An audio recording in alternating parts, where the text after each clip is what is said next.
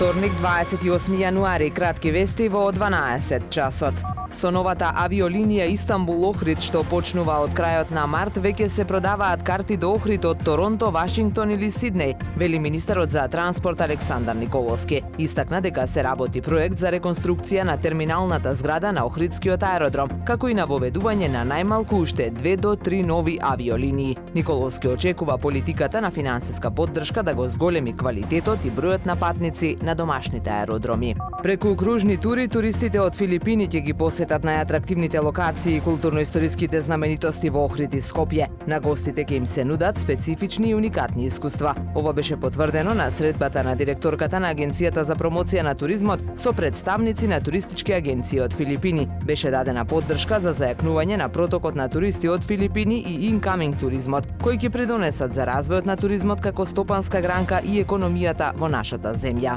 Продолжуваат работите за санација на комплексот Робевци. Се адаптира помошниот објект до магаза, се санираат внатрешните ѕидни платна, промена на надворешната столарија и освежување на фасадата во бела боја. Се интервенираше и на крововите и се постави нов пот од гранитни плочи. Покрај тоа, куќата на Робевци добива и нов систем за грејење и ветрење, како и нов посовремен видеонадзор. Зафатите започнаа кон крајот на минатата година, а според најавите ќе завршат во месец март.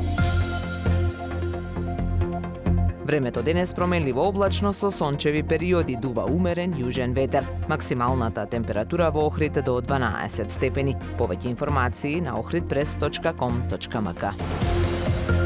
Уредник и водител на вестите Даниела Спасик. Технички реализатор Реджеп Селман.